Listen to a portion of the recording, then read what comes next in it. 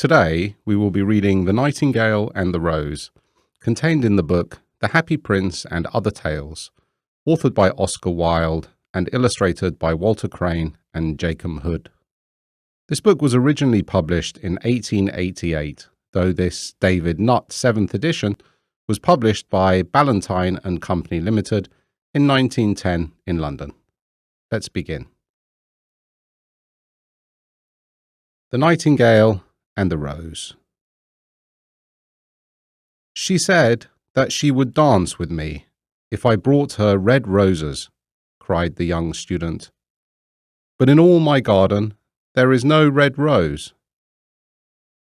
From her nest in the home oak tree the nightingale heard him, and she looked out through the leaves and wondered. No red roses in all my garden, he cried, and his beautiful eyes filled with tears. Ah, on what little things does happiness depend!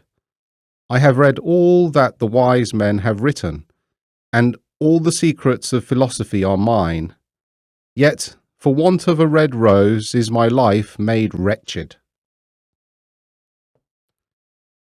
Here at last is a true lover, said the nightingale. Night after night have I sung of him, though I knew him not. Night after night have I told his story to the stars, and now I see him. His hair is dark as the hyacinth blossom, and his lips are red as the rose of his desire. But passion has made his face like pale ivory, and sorrow has set her seal upon his brow. The prince gives a ball tomorrow night, murmured the young student, and my love will be of the company. If I bring her a red rose, she will dance with me till dawn. If I bring her a red rose, I shall hold her in my arms, and she will lean her head upon my shoulder, and her hand will be clasped in mine. But there is no red rose in my garden, so I shall sit lonely, and she will pass me by. She will have no heed of me, and my heart will break. Here indeed is a true lover, said the nightingale. What I sing of, he suffers. What is joy to me, to him is pain. Surely love is a wonderful thing. It is more precious than emeralds and dearer than fine opals. Pearls and pomegranates cannot buy it, nor is it set forth in the marketplace. It may not be purchased of the merchants, nor can it be weighed out in the balance for gold.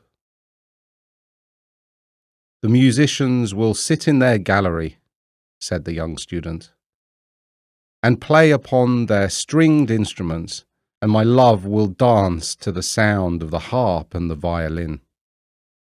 She will dance so lightly that her feet will not touch the floor, and the courtiers in their gay dresses will throng round her.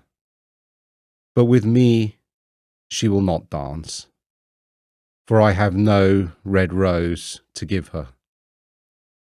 And he flung himself down on the grass and buried his face in his hands and wept. Why is he weeping? Asked a little green lizard, as he ran past him with his tail in the air. Why indeed? Said a butterfly, who was fluttering about after a sunbeam. Why indeed? Whispered a daisy to his neighbour in a soft, low voice. He is weeping for a red rose, said the nightingale. For a red rose? They cried. How very ridiculous! And the little lizard, who was something of a cynic, laughed outright. But the nightingale understood the secret of the student's sorrow, and she sat silent in the oak tree and thought about the mystery of love. Suddenly, she spread her brown wings for flight and soared into the air. She passed through the grove like a shadow, and like a shadow she sailed across the garden.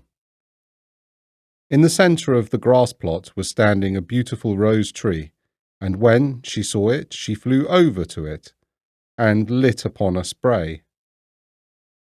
"Give me a red rose," she cried, "and I will sing you my sweetest song." But the tree shook its head. "My roses are white," it answered, "as white as the foam of the sea, and whiter than the snow upon the mountain. But go to my brother, who grows round the old sundial, and perhaps he will give you what you want." So the nightingale flew over to the rose tree that was growing round the old sundial. "Give me a red rose," she cried, "and I will sing you my sweetest song." But the tree shook its head. "My roses are yellow," it answered, "as yellow as the hair of the mermaiden who sits upon an amber throne, and yellower than the daffodil that blooms in the meadow before the mower comes with his scythe. But go to my brother, who grows beneath the student's window, and perhaps he will give you what you want." So the nightingale flew over to the rose tree that was growing beneath the student's window. "Give me a red rose," she cried, "and I will sing you my sweetest song." But the tree shook its head. "My roses are red," it answered, "as red as the feet of the dove, and redder than the green fans of coral that wave and wave in the ocean cavern. But the winter has chilled my veins, and the frost has nipped my buds, and the storm has broken my branches, and I shall have no roses at all this year." "One red rose is all I want," cried the nightingale. "Only one red rose. Is there no way by which I can get it?" "There is a way," answered the tree, "but it is so terrible that I dare not tell it to you." "Tell it to me," said the nightingale. "I am not afraid." "If you want a red rose," said the tree, "you must build it out of music by moonlight and stain it with your own heart's blood. You must sing to me with your breast against a thorn. All night long you must sing to me, and the thorn must pierce your heart, and your lifeblood must flow into my veins and become mine." "Death is a great price to pay for a red rose," cried the nightingale, "and life is very dear to all. It is pleasant to sit in the green wood and to watch the sun in his chariot of gold and the moon in her chariot of pearl. Sweet is the scent of the hawthorn, and sweet are the bluebells that hide in the valley, and the heather that blows on the hill. Yes, love is better than life.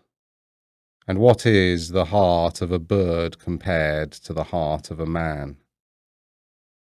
So she spread her brown wings for flight and soared into the air.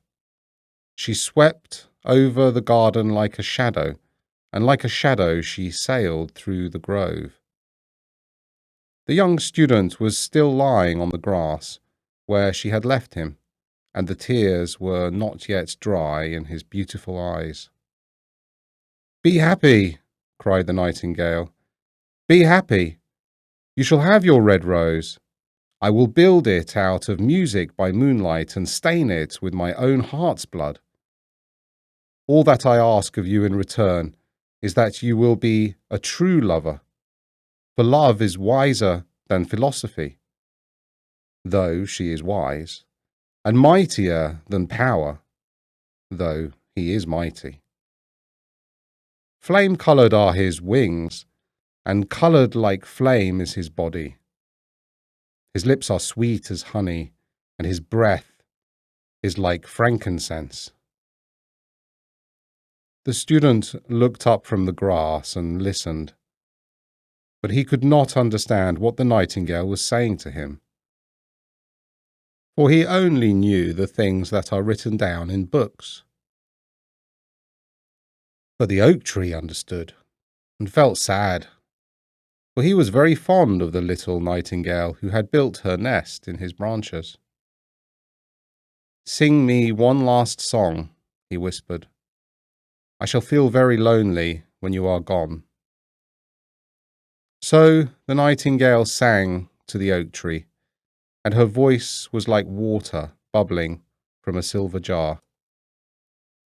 When she had finished her song, the student got up and pulled a notebook and a lead pencil out of his pocket. "She has form," he said to himself, as he walked away through the grove. "That cannot be denied to her. But has she got feeling? I am afraid not. In fact, she is like most artists. She's all style, without any sincerity. She would not sacrifice herself for others. She thinks merely of music, and everybody knows that the arts are selfish. Still, it must be admitted that she has some beautiful notes in her voice. What a pity it is that they do not mean anything, or do any practical good." And he went into his room and lay down on his little pallet bed and began to think of his love, and, after a time, he fell asleep. And when the moon shone in the heavens, the nightingale flew to the rose tree and set her breast against the thorn. All night long she sang with her breast against the thorn, and the cold crystal moon leaned down and listened. All night long she sang, and the thorn went deeper and deeper into her breast, and her life-blood ebbed away from her.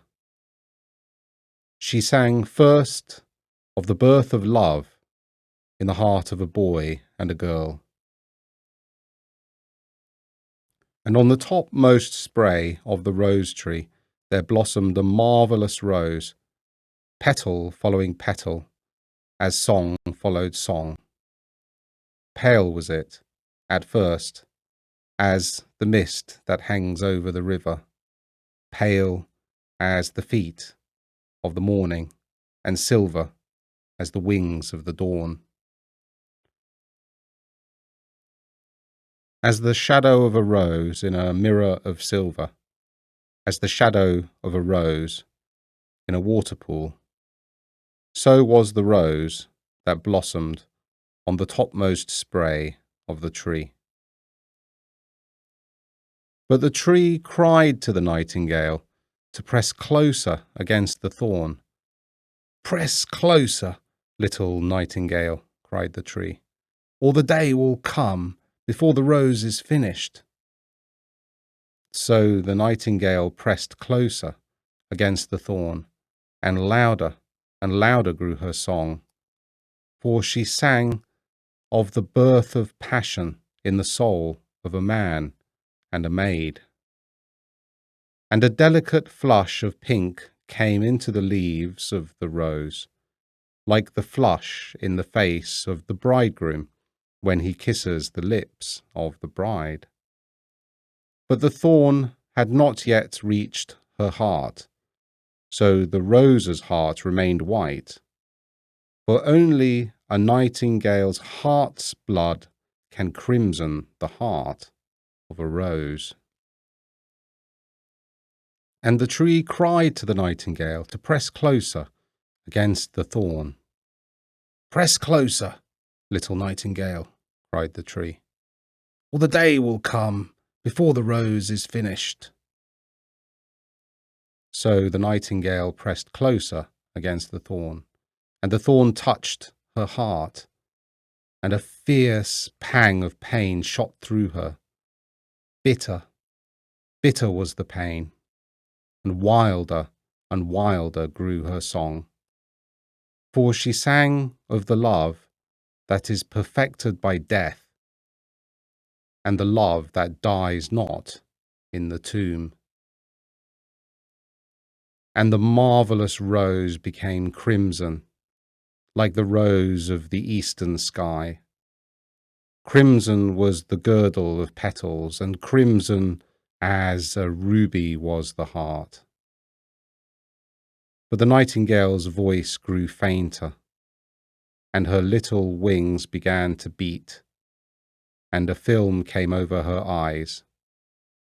Fainter and fainter grew her song, and she felt something choking in her throat. Then she gave one last burst of music. The white moon heard it, and she forgot the dawn and lingered on in the sky. The red rose heard it, and it trembled all over with ecstasy and opened its petals to the cold morning air. Echo bore it to her purple cavern in the hills and woke the sleeping shepherds from their dreams. It floated through the reeds of the river, and they carried its message to the sea. "Look, look," cried the tree. "The rose is finished now." But the nightingale made no answer, for she was lying dead in the long grass, with the thorn in her heart. And at noon the student opened his window and looked out. "Why, what a wonderful piece of luck!" he cried. "Here is a red rose. I have never seen any rose like it at all in my life. It is so beautiful that I am sure it has a long Latin name." And he leaned down and plucked it. Then he put on his hat and ran up to the professor's house with the rose in his hand. The daughter of the professor was sitting in the doorway, winding blue silk on a reel, and her little dog was lying at her feet. "You said that you would dance with me if I brought you a red rose," cried the student. "Here is the reddest rose in all the world. You will wear it tonight, next to your heart, as we dance together. It will tell you how I love you." But the girl frowned. "I'm afraid it will not go with my dress," she answered. "And besides, the Chamberlain's nephew has sent me some real jewels, and everybody knows that jewels cost far more than flowers." "Well, upon my word, you are very ungrateful," said the student angrily, and he threw the rose into the street, where it fell into the gutter, and a cartwheel went over it. "Ungrateful," said the girl. "I tell you what, you are very rude, and after all, who are you? Only a student. Why, I don't believe you have even got silver buckles on your shoes, as the Chamberlain's nephew has." And she got up from her chair and went into the house. "What a silly thing love is," said the student as he walked away. "It is not half as useful as logic, for it does not prove anything, and it is always telling one of things that are not going to happen. and making one believe things that are not true. In fact, it is quite unpractical, and, as in this age, to be practical is everything, I shall go back to philosophy and study metaphysics. So he returned to his room and pulled out a great dusty book and began to read. The end.